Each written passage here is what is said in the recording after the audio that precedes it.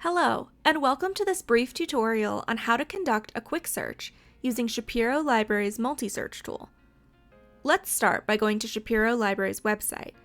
You can access the library's website by clicking on the Shapiro Library links on your course homepage.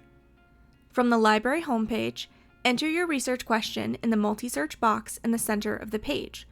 For example, how did the coronavirus pandemic impact high school education? Then click Search on the right side of the search box.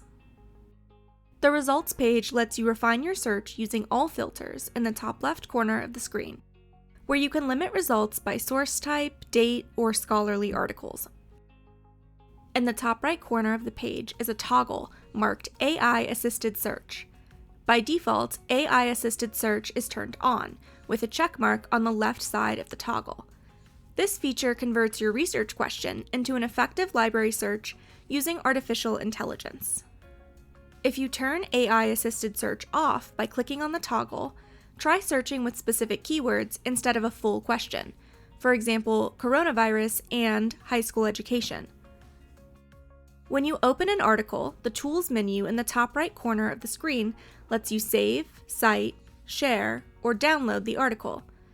You can also use the page URL as a permanent link to the article.